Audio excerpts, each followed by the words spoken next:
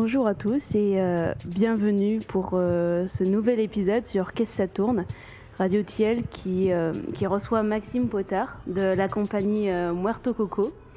Bonjour. Bonjour, qui présentait hier sa sortie de résidence au théâtre de Tardy, et Hélène Davière de Superstra qui l'accueillait à Saint-Étienne. Oui, bonjour. Bonjour. Je vais vous laisser vous présenter davantage. Donc moi je suis Maxime Potard, je fais partie d'un collectif de spectacles vivants qui est basé à Marseille, qui s'appelle le Détachement International du Muerto Coco. Donc voilà, notre activité principale c'est de créer des spectacles. On travaille depuis une dizaine d'années sur la poésie contemporaine. Donc par contemporaine on veut juste dire écrite par des auteurs vivants exclusivement, que ce soit nous-mêmes ou d'autres poètes et poétesses qui écrivent soit pour nous ou qu'on se permet d'aller piocher dans de la poésie éditée. Et on est sur un travail de brouillage des pistes un peu entre les statuts de comédien, lecteur, chanteur, récitant, technicien. On mélange un petit peu tout ça et on s'attache beaucoup au partitionnage du texte, à la frontière entre le parler et le chanter. Et donc quand on crée des spectacles, on s'attelle d'abord à la création d'une partition en fait, textuelle, sonore, et ensuite on se demande comment on met ça en espace ou quelle forme de représentation. On aime beaucoup travailler dans les espaces qui ne sont pas dédiés au spectacle et dans l'espace public, et du coup chacune de nos créations prend des formes assez différentes. Ok, et du coup, le spectacle que vous avez présenté hier, c'était la sortie d'une résidence de 2 semaines. Et vous avez fait quoi pendant cette résidence, pendant 2 semaines? Alors là, cette résidence de 2 semaines, il y a eu une première semaine où j'étais avec la costumière du spectacle. Donc on a fait de la recherche en fait de costumes, on a testé pas mal de choses et on a atterri sur la création de prototypes de costumes en vue justement de les tester pour la sortie de résidence qui a eu lieu hier. Donc ça c'était la première semaine, et sur la deuxième semaine il y a d'autres gens de l'équipe qui sont arrivés. Il y a le technicien qui s'occupe à la fois du son, de la construction, de la scénographie, et puis de tout le protocole technique du spectacle, parce qu'il y a beaucoup de choses qui sont gérées par son ordinateur, sa tablette, tout ça, ce qui est moins mon domaine, mais on travaille ensemble là-dessus. Il y a Roman qui fait partie du collectif aussi, qui lui est plus musicien, c'est le vrai musicien du collectif on va dire, parce que nous on pianote un peu sur des trucs, on est plus chanteur en majorité. Donc lui on a commencé à travailler, à chercher les textures musicales du spectacle. Et Marc qui fait partie du collectif de manière plus distante on va dire, et qui est venu pour faire le regard extérieur et puis pour m'aider à la conception en fait de ce spectacle là. Donc on a fait de la recherche en fait pendant 2 semaines, on a créé de la musique, écouté des choses, on a fait plein de tests techniques aussi, parce qu'il va y avoir beaucoup de fumée dans ce spectacle par exemple, mais comme on joue dans l'espace public, la fumée plus le vent c'est pas simple, donc on veut que la fumée apparaisse à des endroits bien précis. Donc ça veut dire de la construction, de la recherche, des tests dehors, donc tout ça prend beaucoup de temps. Donc on a fait ça pendant 2 semaines, et puis hier soir du coup on s'est dit, bon, moi j'ai appris du texte aussi, parce que j'ai écrit une 20aine de pages assez costaudes, et que ça faisait un moment que j'avais pas fait du texte par cœur. Je travaille beaucoup les formes lecture, en fait, de lecture théâtralisée, mais du coup la pratique de l'apprentissage du texte, c'est un truc que j'avais pas fait depuis un moment en fait, parce que je suis formé comme comédien à la base, mais je me suis un peu éloigné du texte de théâtre et de ces formes-là. Mais là par contre c'est un seul en scène dans lequel je vais dire tout le texte, donc j'ai passé beaucoup de temps à apprendre du texte aussi cette semaine. Et hier soir du coup on a fait une sortie de résidence où j'ai en gros donné l'heure de texte que j'ai écrit en espace à l'Amicale Lake Tardy, qui est un super lieu pour travailler, qui est un lieu moins évident par rapport à mon projet, parce que c'est un projet qui va sortir en espace public, et que là c'est un rapport scène-salle, c'est une scène qui est très surélevée, donc le rapport à la salle est pas simple, mais en tout cas voilà, c'était une expérience hier de juste se dire bon bah on a les éléments qu'on a là, j'ai du costume à tester, j'ai 1 heure de texte à dire, de faire le point aussi pour moi, de voir tiens, est-ce que c'est la bonne manière de dire ce texte-là, ce texte-là, ce texte-là, de commencer à travailler le corps, de me dire tiens là ça peut fonctionner, là je sais pas encore quoi faire, bon bah tant pis je fais rien, je dis le texte, on va voir. C'était vraiment une séance de travail en public.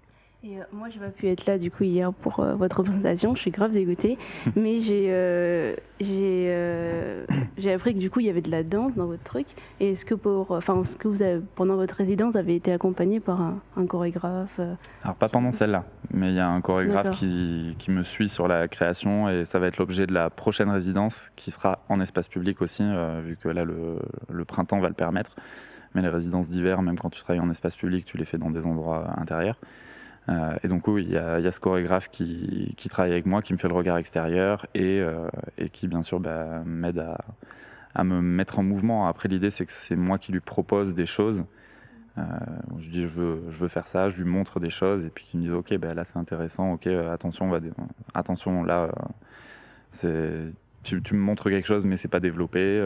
Voilà, on va travailler à développer des choses. Il a un langage forcément corporel qui est pas le mien de base, vu que moi je suis comédien. Okay. Et ça t'est venu d'où cette idée de ce spectacle et tout? Ça a commencé en fait d'abord parce que comme on a travaillé en collectif vraiment pendant 10 ans, donc avec tout ce que ça implique, le travail en collectif, c'est-à-dire pas de hiérarchie pyramidale, c'est-à-dire qu'on est tous décisionnaires aux mêmes endroits, sur les mêmes postes, tout ça, on est arrivé au bout de 10 ans à se dire tiens là ça nous ferait plaisir à chacun d'aller un peu défricher des endroits seuls, donc d'être un peu moins dans le consensus et un peu plus dans la radicalité de nos propositions, même si le collectif c'est super parce qu'ensemble on fait des choses qu'on n'aurait pas fait seul, mais c'est aussi des moments où on est dans le consensus tout le temps en fait, le travail en collectif. Donc on s'est dit tiens là on va se donner chacun un espace de création de solo pour les 3 membres, le noyau dur du collectif vraiment.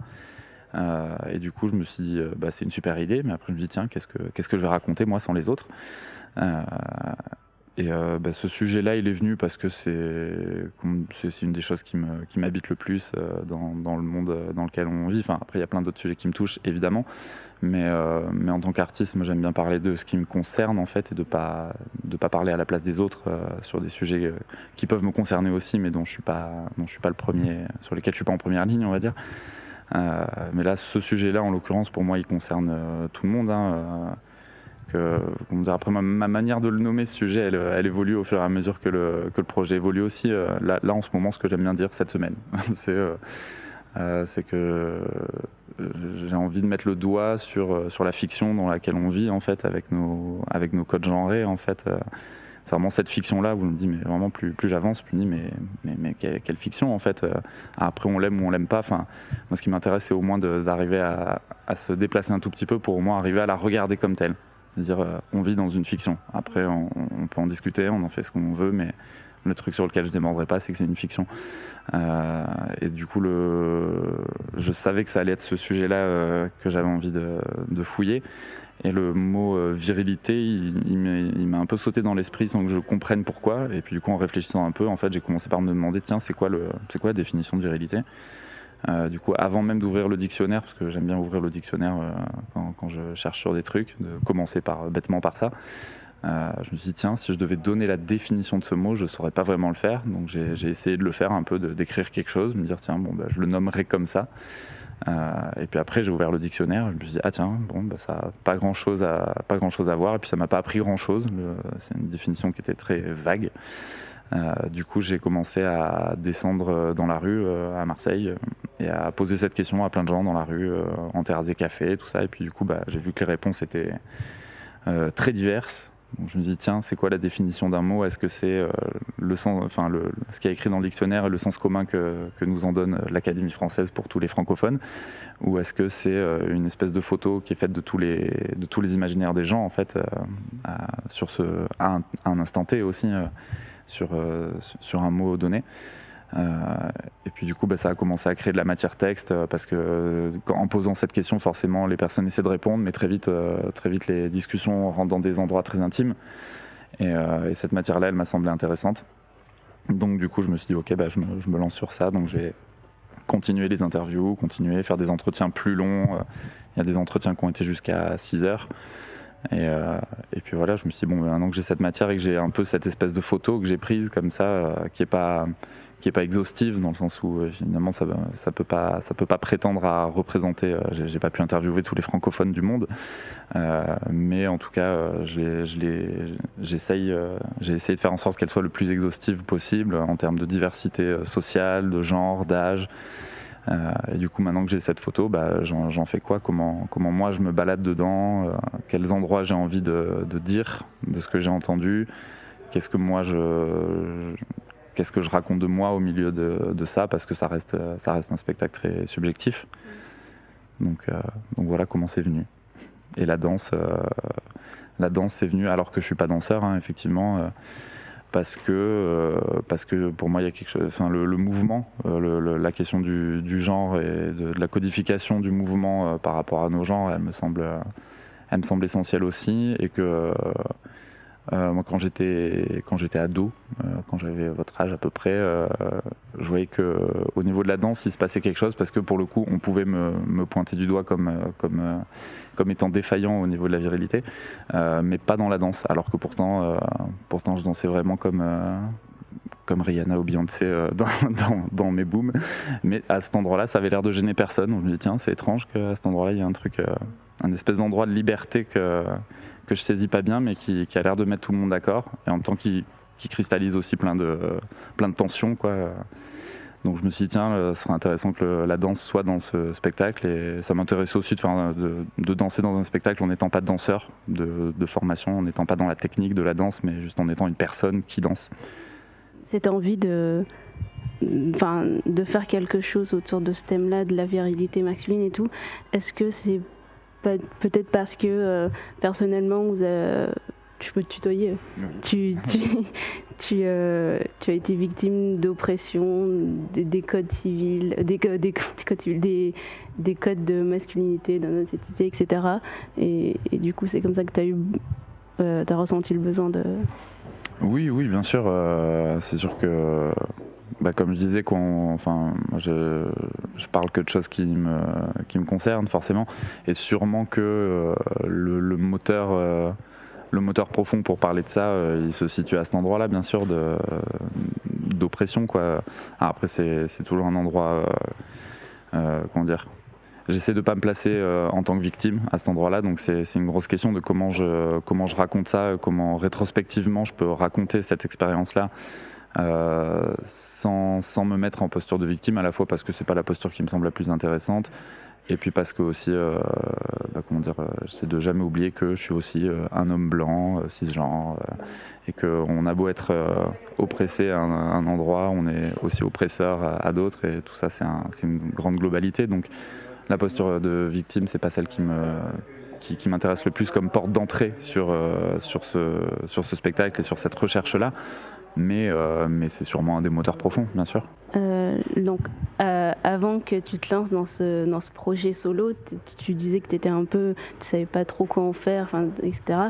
Est-ce que maintenant que ce projet a été réalisé, tu es plutôt fier de ce que tu as fait par toi-même, avec les idées qui sont venues de... Est-ce que ce serait un truc que tu referais Là, je suis encore en création, donc je pourrais répondre à cette question dans 2 mois, quand le spectacle sera sorti. Et puis quand je l'aurai tourné un été aussi, là j'ai quelques dates qui sont prévues pour l'été 2022. On va voir aussi comment ça se passe en espace public, parce que c'est un sujet moi, qui m'intéresse à mettre sur la place publique, mais je pense que ça va créer des frictions aussi.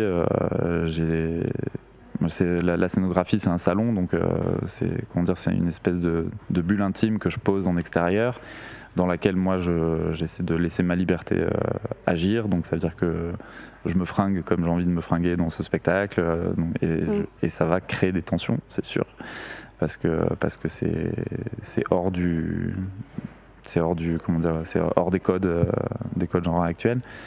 Donc pour te répondre, je sais pas. Après, je suis quand même content en tout cas d'être dans ce travail-là, surtout que oui, l'exercice du solo et de réfléchir à un spectacle seul, et ça c'est un exercice auquel je m'étais pas encore confronté. D'habitude, c'est vrai que c'est une responsabilité qu'on porte à plusieurs dans le collectif, de dire tiens, on a envie de parler de ça, on y va, et puis qu'au pire si on se ramasse ensemble. Et puis le sujet que tu as choisi, c'est pas un sujet qui va être pris très facilement, et peut-être le porter tout seul, ça tu as eu des inquiétudes sur est-ce que je fais passer les trucs de la bonne manière Je flippe, oui, bien sûr. Après, comment dire, pour ce qui est de faire passer les choses de la bonne manière, je vais pas prétendre que ce spectacle est autre chose qu'un spectacle subjectif, en fait, qui parle de moi, au fond.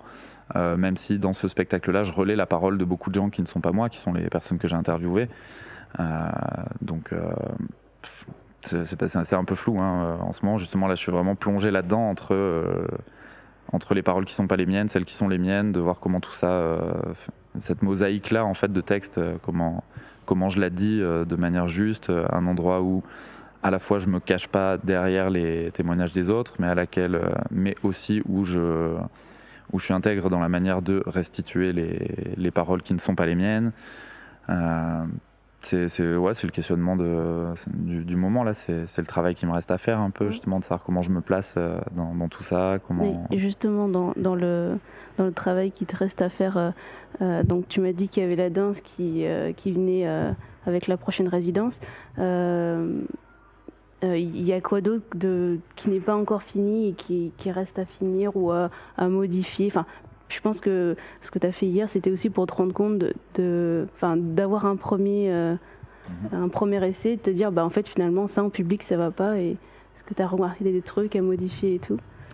Des trucs à modifier directement, je sais pas. Après, l'expérience d'hier, elle était particulière aussi, déjà parce que, comme je disais tout à l'heure, c'était dans un rapport scène-salle qui sera pas le rapport réel du spectacle, et que ça induit énormément de choses sur moi, comment je communique avec le public. Mais ce qui reste à faire, c'est un peu ce que je te disais là. Bon, d'abord, il faut que je finisse de préciser cette partition-là, même musicalement, de me dire, tiens, la partition musicale, comment je la fabrique, est-ce que je l'exécute en direct, ou est-ce que c'est juste des pistes que je lance et qui sont des fonds, ou est-ce que vraiment je joue en direct? C'est pas du tout la même chose.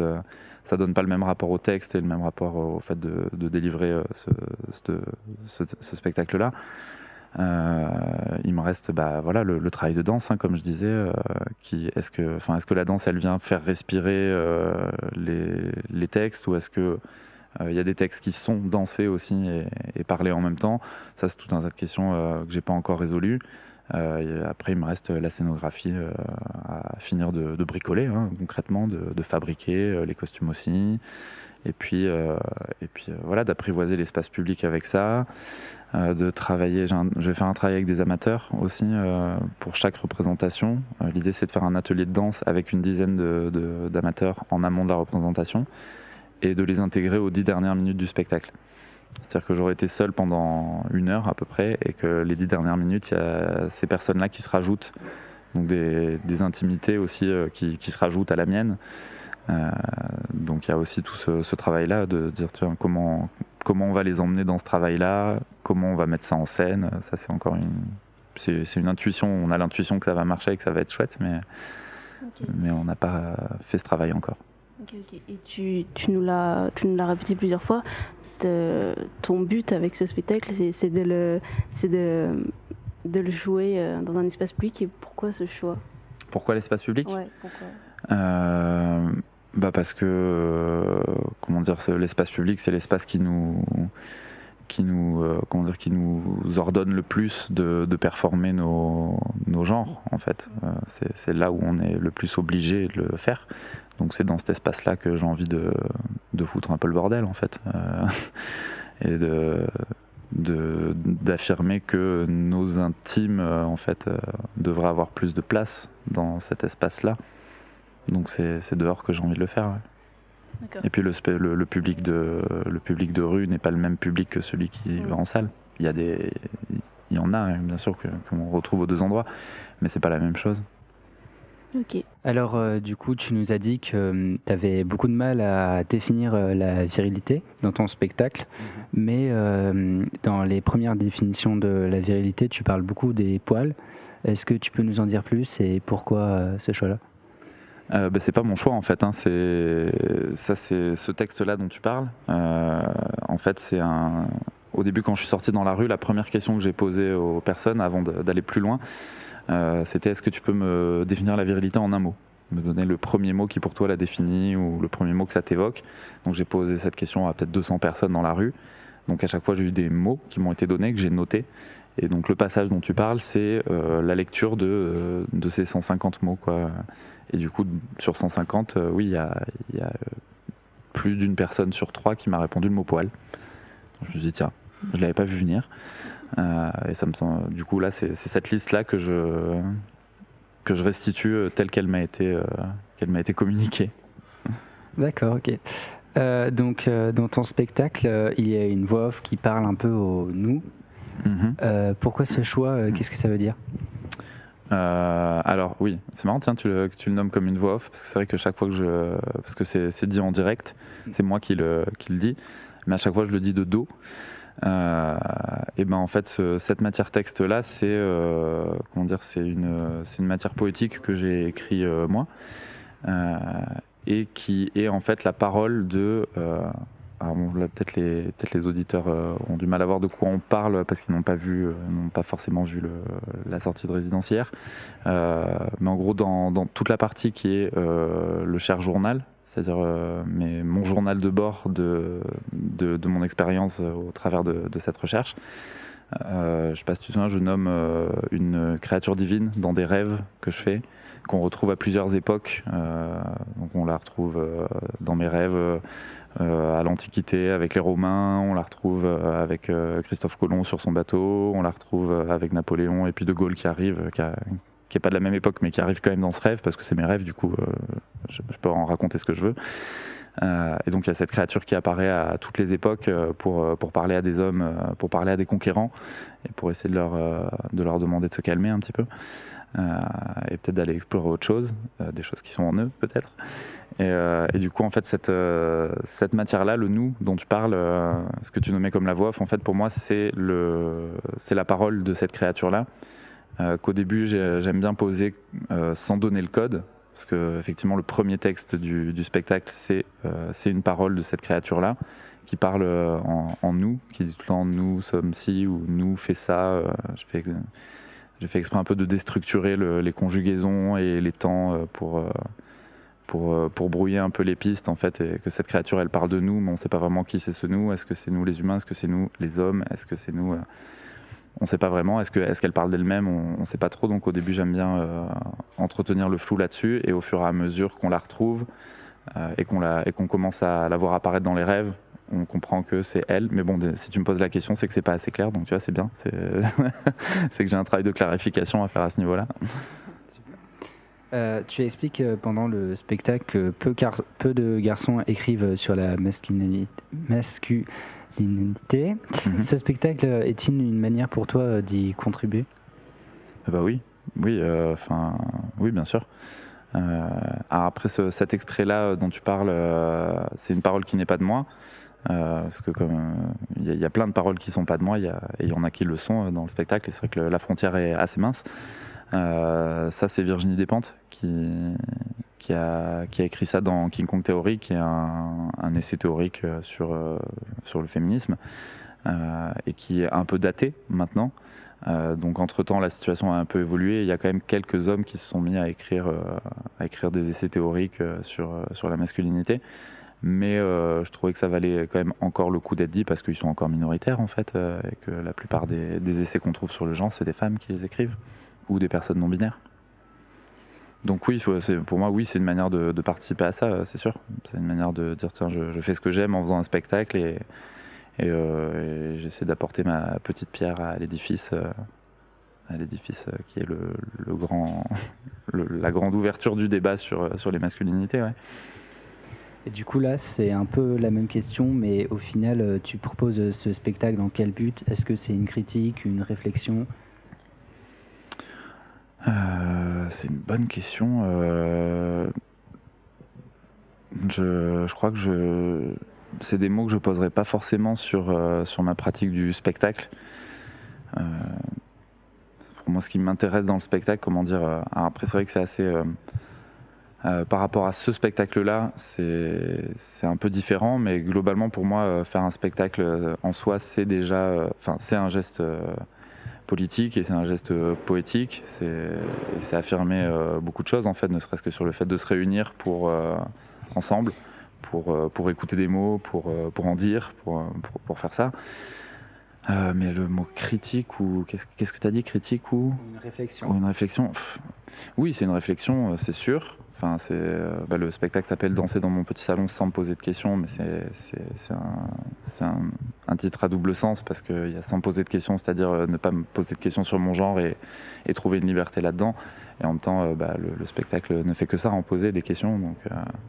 Donc oui, ce serait plutôt une réflexion. En tout cas, après, de ma part, il y a quelque chose de l'endroit de l'affirmation, comme je disais tout à l'heure, qui est, pour moi, on vit dans une fiction. Et c'est l'envie de convoquer notre capacité à le voir, qu'on vit dans une fiction. Donc oui, on peut appeler ça une réflexion, on peut appeler ça une critique aussi, oui, pourquoi pas.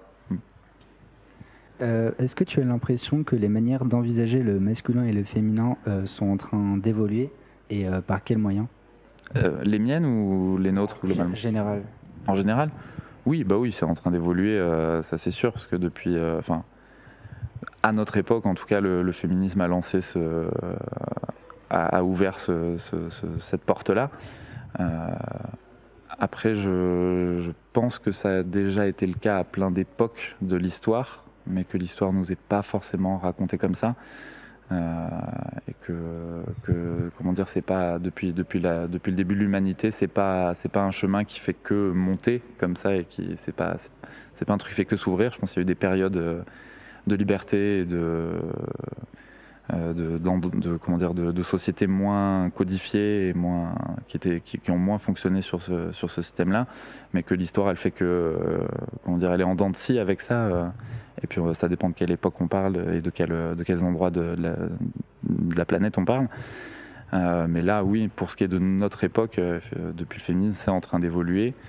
Mais je me demande, là, je trouve ça génial et à la fois ça devient compliqué aussi parce qu'on a tous des vocabulaires très différents avec ça, que les endroits de militantisme sont assez se cloisonnent un peu aussi, donc du coup en parler tous ensemble c'est pas simple. C'est aussi pour ça que dans ce spectacle j'aime bien parler de la question des définitions des choses en fait. Dire tiens, quand on utilise un mot, est-ce qu'on a la même manière de l'utiliser, est-ce que c'est un outil de domination aussi ou pas, de poser un mot comme ça sans en expliquer sa définition. Du coup, pour répondre à ta question, qui était, selon moi, comment ça évolue ? Indéniablement, il y a quelque chose, il y a quelque chose qui s'ouvre et des codes qui sont en train de voler un peu en éclats, on le voit. Mais je me demande, avec l'éclatement de ces codes-là, il y a aussi un endroit qui se brouille parce que justement, on manque de débats communs. Je sais pas comment le dire autrement en fait. Je sais pas si ça répond à ta question. Ça ira, merci. Et du coup, c'est quoi les prochaines étapes pour terminer ton spectacle ? Eh ben là, j'ai 2 semaines de travail en Camargue en avril au Citron Jaune, qui est un centre national des arts de la rue et de l'espace public, où là on va travailler sur la première semaine justement la danse. Moi, entre-temps, il aura fallu que j'ai un peu réfléchi à comment j'ai envie de me positionner justement avec chaque texte, avec chaque témoignage, comment je le traite. Est-ce que celui-là, j'ai envie de le danser ? Est-ce que j'ai envie de le dire pour moi ? Est-ce que j'ai envie de l'adresser au public ? Donc, moi, dans mon coin, j'ai ça à faire. Ensuite, au Citron Jaune, donc on va travailler la danse pendant 1 semaine. Puis ensuite, il y a les 2 techniciens lumière qui vont arriver pour qu'on fasse la création lumière, parce que c'est un spectacle qui va jouer de nuit. Donc du coup, il faut éclairer le spectacle et on fait un travail aussi sur les façades des bâtiments devant lesquels on va jouer. C'est-à-dire qu'on va poser des plaques lumineuses dans les appartements des immeubles autour et qu'on va les allumer pendant le spectacle avec différentes couleurs, avec des codes couleurs qui vont aussi donner cette image en fait de cet intime, ce témoignage que je suis en train de livrer, c'est à cette fenêtre-là de cet intime-là qui vient. Donc on a tout ce travail-là à faire. Ensuite, on a 2 semaines de travail encore à Marseille pour travailler l'interprétation, en fait, vraiment la danse, l'interprétation dans tout ça, faire le travail avec les amateurs. Et puis après on va jouer. Ok, et du coup tu disais tout à l'heure que tu avais déjà des dates de prévues pendant les vacances d'été. C'est quoi les jours exacts? Je sais pas si tu sais. Je les sais, oui. Pendant les vacances, je vais jouer au festival Rue et Vous à Pau-d'Ensac, c'est à côté de Bordeaux. Le 9 juillet, je serai au festival Chalon dans la rue du 21 au 23 juillet à Chalon-sur-Saône, pas très loin d'ici. Dans le désordre, je serai aussi au festival de Ramonville à Toulouse en septembre, le 9 et 10 septembre. Et puis oui, si, je serai au festival Tous dehors à Gap. Ça c'est fin mai, les 27 et 28 mai. Je serai au théâtre de la Joliette à Marseille. Alors c'est un théâtre, mais ils me font jouer dehors. On a trouvé un espace pour que je puisse jouer dehors. Ça, ce sera du 26 au 30 avril. D'accord. Et du coup, pour finir, est-ce que tu as d'autres choses à ajouter ou... Pas vraiment, je crois que j'ai eu un super temps de parole. Merci. Alors, et du coup, du côté de Superstra, est-ce qu'il y a d'autres événements qui arrivent ? Alors oui, effectivement, un petit peu sur un autre registre du coup, parce que les sujets qui sont abordés par les compagnies sont toujours assez différents, même si on a toujours un petit peu une ligne sur des propos politiques et engagés dans les propositions artistiques. Là, on va retourner en milieu rural en fait, parce que nous, on est un petit peu, du coup, avec le fonctionnement en itinérance, on est à Saint-Étienne, mais pas que. Donc, on va être à Solemieux, dans un petit village, avec une proposition jeune public en fait. Qui s'appelle La Ville du Chat Obstiné et qui accompagne en fait des enfants à s'approprier l'espace public par l'imaginaire en se mettant dans la peau d'un chat. Donc on va être complètement ailleurs, mais c'est ça qui est chouette aussi. Et puis on va revenir sur Saint-Étienne plutôt au mois de juin-juillet en fait, quand il va commencer à faire beau aussi, pour accompagner plutôt des premières représentations en fait, donc des créations de spectacles qui ont déjà été travaillées et qui sont arrivées au bout du processus de création. On va avoir une grosse compagnie qui s'appelle les 26 000 couverts qui vient de Dijon, qui va jouer à l'Orme les 25 et 26 juin. Et puis voilà, d'autres propositions aussi sur le mois de juillet. Et du coup, tout est sur le site internet superstra.fr. D'accord. Et comment vous avez choisi d'inviter Maxime ici ? En fait, nous, on avait rencontré Maxime dans le cadre d'une formation professionnelle pour les artistes qu'on propose. En fait, c'est aussi un de nos volets d'action qui nous avait permis de voir un petit peu les premiers pas de la création, un petit peu sous forme de maquette, en fait, dans le cadre d'une formation. Et puis, en fait, on est retourné voir aussi sur des festivals d'autres maquettes du travail qui avait avancé un petit peu. Et puis voilà. Et puis, nous, c'est un sujet qui nous intéresse aussi d'aborder ça. C'est un petit peu la ligne aussi là sur cette année dans notre programme parce qu'on a plusieurs projets qui s'emparent de cette question-là.